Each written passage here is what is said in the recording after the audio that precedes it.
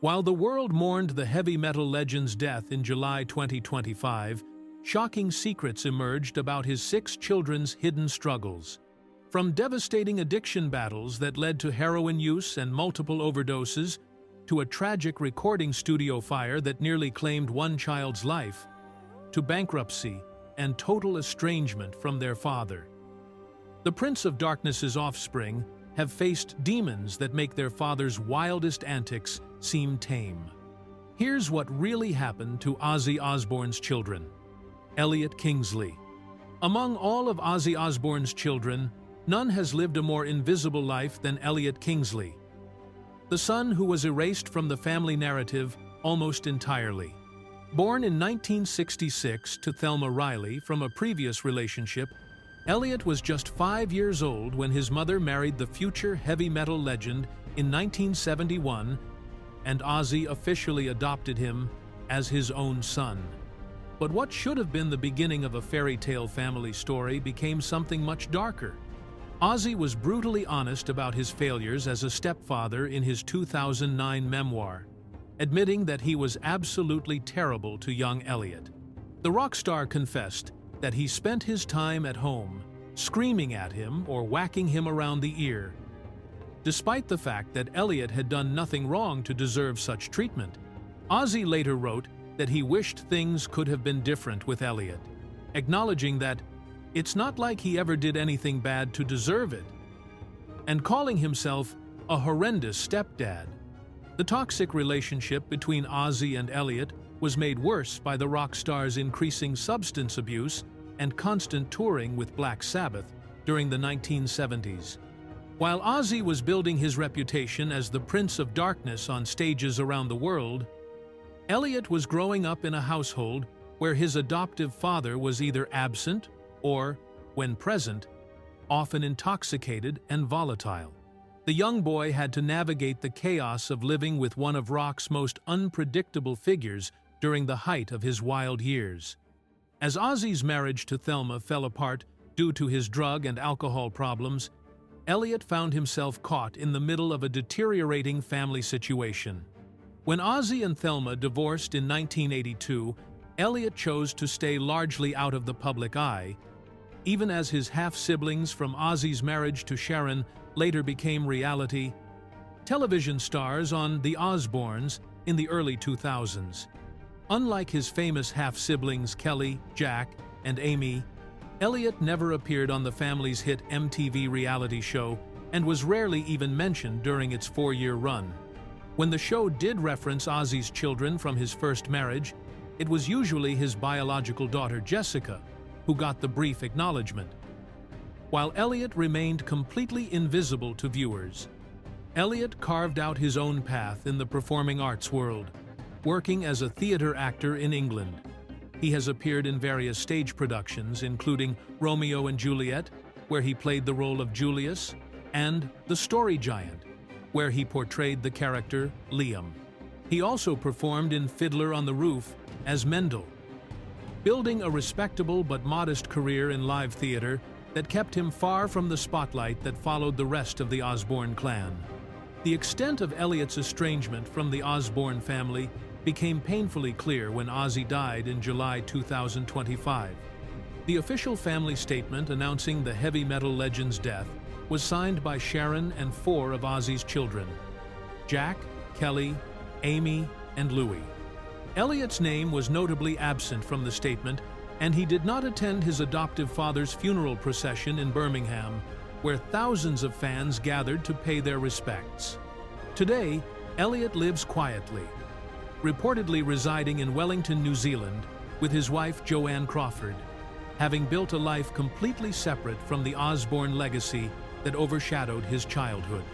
Jessica Starshine Osborne. Jessica Starshine Osborne carries the distinction of being Ozzy's first biological child. Born on January 20th, 1972, during the early days of Black Sabbath's rise to fame. As the eldest daughter from Ozzy's first marriage to Thelma Riley, Jessica should have had a front-row seat to her father's legendary career. But instead, she experienced something far more painful: a childhood marked by his constant absence and the emotional scars that would follow her into adulthood. The harsh reality of Jessica's upbringing became publicly known when she participated in the 2011 documentary God Bless Ozzy Osbourne, produced by her half-brother Jack. In raw, unfiltered interviews, Jessica opened up about what it was really like growing up as the daughter of rock's most notorious figure, revealing a side of Ozzy that fans rarely saw. She described her childhood with devastating honesty, explaining that her father wasn't there for us in any meaningful way, missing every important milestone that children remember their parents attending. Jessica painted a picture of a father who was physically and emotionally absent from the basic experiences that define a child's relationship with their parent. She specifically mentioned that Ozzy was never present for sports day, school trip, parents' evening, or any of the other routine events that create lasting memories between fathers and daughters. Her recollection of childhood was defined not by what her father did, but by what he failed to do, creating a pattern of disappointment and abandonment that would shape her relationship with him for decades. The pain in Jessica's voice was evident when she described the unpredictable nature of their relationship during her formative years. She recalled how her father would be away for very long periods of time, and there'd always be a period of adjustment when he came home. And then, it'd get to normality, and then, he'd go again. This constant cycle of departure and return created what she called a very erratic childhood with Dad, where stability and emotional security were always just out of reach. Perhaps most heartbreaking was Jessica's admission that she had no memory of basic parental care from Ozzy. She stated simply, "I don't remember being put to bed or having a bath by Dad or anything like that," revealing the absence of even the most fundamental acts of parenting that most children take for granted. These missing experiences left lasting wounds that Jessica carried well into her adult life. Despite the emotional neglect she experienced, Jessica managed to build her own successful career in the entertainment industry, working both in front of and behind the camera. She appeared in television shows including Better Call Saul, Manhattan, and The Messengers, while also working as a producer, director, and in various crew positions, including makeup artist and costume supervisor. She became a mother herself, raising 3 children, daughters Isabel and Kitty, and son Harry. The depth of Jessica's estrangement from the broader Osborne family became apparent through commentary on The Osbournes reality show, where it was revealed that she harbored deep resentment toward not just her father, but also Sharon and her half-siblings. According to those close to the production, Jessica hates the Osborne family, in particular Sharon and her children, suggesting that the wounds from her childhood extended beyond just her relationship with Ozzy to encompass the entire family dynamic that replaced her original family unit. Louis Osbourne. Louis Osbourne's story represents one of the most dramatic financial falls from grace in the Osbourne family, transforming from a promising music industry entrepreneur to a man who lost everything and now lives in relative obscurity. Born in 1975 as Ozzy's youngest son, with first wife Thelma Riley, Louis initially seemed destined to follow in his father's musical footsteps, but his journey took a devastating turn that left him financially ruined and emotionally distant from his famous family. Unlike his half-siblings who gained fame through reality television, Louis chose to pursue his passion for music through a different path, working as a DJ in the 1990s across venues in Ibiza and throughout the United States. His natural talent behind the turntables and his ability to read crowds made him a sought-after performer in the electronic dance music scene, where he built a reputation for creating groovy remixes that kept dance floors packed. The young DJ's skills were so impressive that he began to envision a larger future for himself in the music industry, leading him to take a massive entrepreneurial risk. With the confidence that comes from early success and the financial backing of his friend Jamie Anderson, Louis decided to launch his own record label called All Night Artists in the early 2000s. The company was built around the concept of playing music all night, as the name suggested, and Louis and Jamie immediately began releasing electronic music projects including EPs and individual tracks. Their collaborative effort, Need a Drink, Space Funk EP, became a hit in underground dance music circles, and for a brief moment, it appeared that Louis had found his path to success in the competitive music business. However, the music industry proved to be far more challenging than Louis had anticipated, and his label began struggling financially almost from the start.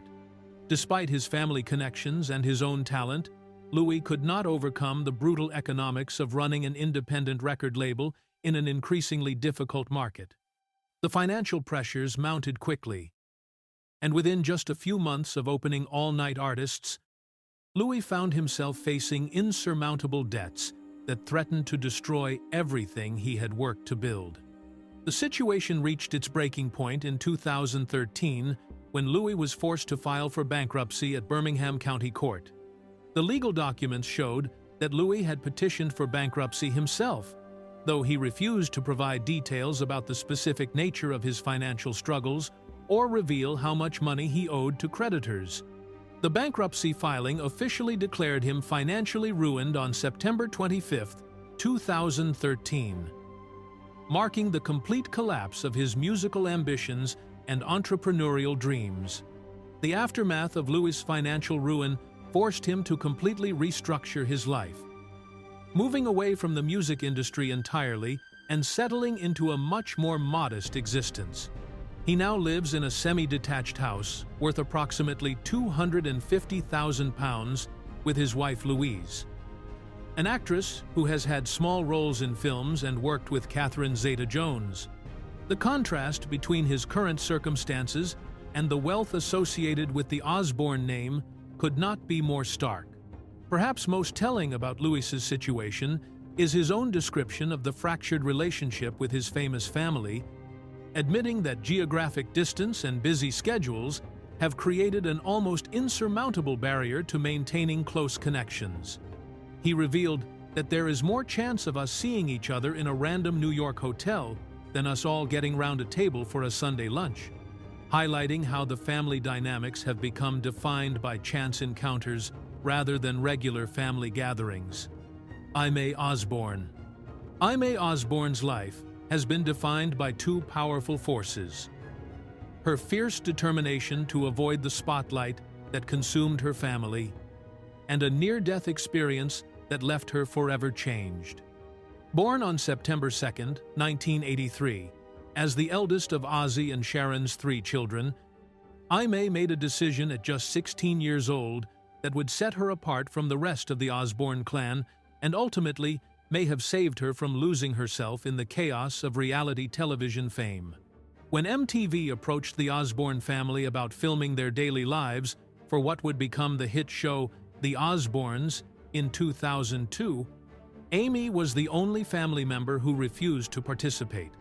Her decision was so firm that she chose to move out of the family home rather than be part of the production. Despite being just a teenager at the time, Aimee later explained that she felt it was crucial to protect her privacy and develop her own identity, saying she didn't want to be remembered simply for being a teenager on television when she had her own artistic ambitions to pursue. Her mother, Sharon, was heartbroken by Aimee's decision to leave home, later admitting on The Talk that it broke my heart when she moved and expressing regret about the situation.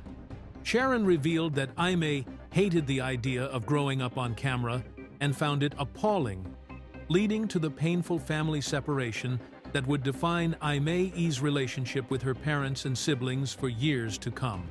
While her younger siblings, Jack and Kelly, became household names through the reality show, Aimee quietly pursued her own path in music, forming a band called ARO.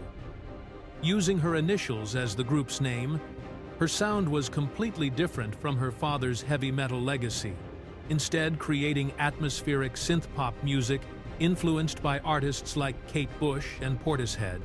She released several singles including Raining Gold, which gained over 2 million views, establishing herself as a legitimate artist in her own right, separate from the Osborne brand. However, Aimee's carefully constructed private life was shattered on May 19, 2022, when she found herself trapped in what would become one of the most terrifying experiences of her life. She was working at a recording studio in a two-story commercial building on West Lexington Avenue in Hollywood when a devastating fire broke out around 5:42 in the evening. The building housed multiple recording studios with thick walls and heavy insulation designed to contain sound. But these same features made the structure a death trap when flames began spreading through the complex. As smoke filled the hallways and temperatures soared, Aimee found herself in a life-or-death situation alongside fellow musician Jamal Rajad, who became her savior that day. Rajad, who both lived and worked in the building with his wife and 4 cats, initially thought his wife was burning incense when he began noticing smoke, but quickly realized the building was engulfed in flames. When another person tried to break into a locked studio unit, it caused an explosion of fire that Rajad described as, "Boom! Big old flames!" In the chaos that followed, Rajad began yelling for Aimee and others to evacuate immediately while he ran back to try to save his belongings and his cats. The producer guided people towards safety by having them follow the sound of his voice through the smoke-filled corridors, successfully leading Aimee and others to escape the burning building. However, the rescue came at a terrible cost. 26-year-old music producer Nathan Avery Edwards, who recorded under the name Avery Drift, died in the blaze, and Rajad lost his 4 cats despite his desperate attempts to save them. Aimee later described the experience as utterly terrifying and expressed her devastation over Edward's death, writing that she was in complete and utter shock and found it unbearable to sit still long enough to feel and comprehend that Avery did not make it out. Kelly Osbourne. Kelly Osbourne's public image as the feisty, outspoken daughter on The Osbournes masked one of the most harrowing addiction stories in celebrity history, a battle that began when she was just 13 years old and continues to define her life decades later. What started as a routine medical prescription after surgery would spiral into a 20-year struggle with drugs and alcohol that nearly destroyed her multiple times, despite her family's wealth and access to the best treatment money could buy. The nightmare began in the late 1990s when Kelly was prescribed Vicodin following a severe case of tonsillitis that required surgery. She was living in Los Angeles after her family moved from England, feeling like an outsider who didn't fit in with the wealthy American kids at her school, and struggling with insecurity about her appearance and accent. The powerful painkiller provided something she had never experienced before: complete silence from the negative voices in her head that constantly told her she was fat, ugly, not good enough, and that no one likes you. Kelly later described that first experience with opioids as life-changing in the worst possible way, explaining that was all I needed to become hooked on the feeling of numbness the drugs provided. She said it felt like life gave me a hug when all the critical voices in her mind suddenly disappeared, creating an immediate psychological dependence that would prove nearly impossible to break. The progression from prescription painkillers to street drugs happened with frightening speed. Kelly revealed that, very quickly, it went from Vicodin to Percocet, from Percocet to heroin, eventually, because it was cheaper. By the time she was 19 years old, Kelly was buying heroin on the streets, driven by both addiction and the economic reality that illegal drugs cost less than prescription medications when someone needs them constantly to function. Her mother, Sharon, discovered Kelly's heroin use when she was caught in the act of purchasing drugs, leading to an immediate intervention the very next day. Sharon put Kelly into her first rehabilitation facility, beginning what would become a revolving door of treatment attempts over the following years. However, Kelly later admitted that her initial approach to rehab was completely wrong, describing it as vacation without a bar. and confessing that she left with no intention of changing anything about her drug use. Perhaps most disturbing was Kelly's revelation that her first rehab experience actually made her addiction worse rather than better. She explained that the treatment center was like university on how to be a better drug addict, where she learned new techniques and tricks from fellow patients that she had never considered before. She witnessed other addicts manipulating the system by threatening to leave until they received the medications they wanted. Whether it was Ambien for sleep or Valium for anxiety, teaching Kelly how to game the rehabilitation process. Over the following years, Kelly would enter rehab facilities 7 different times, each attempt representing another failure to overcome the addiction that had taken control of her life. Even after achieving significant periods of sobriety, the pull of drugs and alcohol remained constant.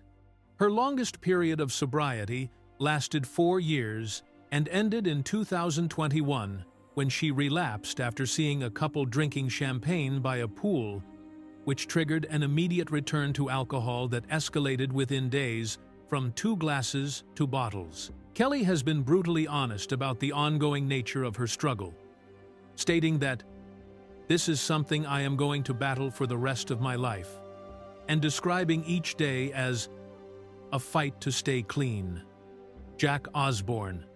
Jack Osbourne's life took a devastating turn in 2012 when what seemed like a routine eye problem revealed itself to be the first symptom of a chronic disease that would forever change his future.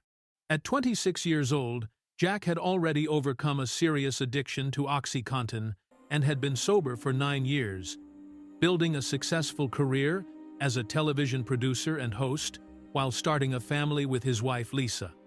However, his carefully rebuilt life was about to face its greatest test when he began experiencing alarming vision problems that doctors would trace to a condition affecting millions worldwide.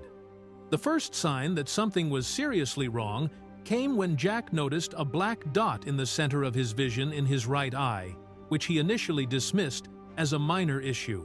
However, the problem rapidly worsened until he had lost 60% of his vision in that eye, forcing him to seek medical attention immediately.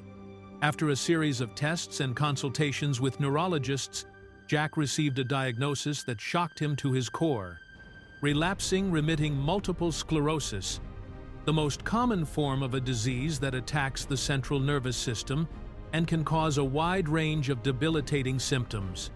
The timing of the diagnosis was particularly cruel, coming just 3 weeks after Jack and Lisa welcomed their first daughter, Pearl.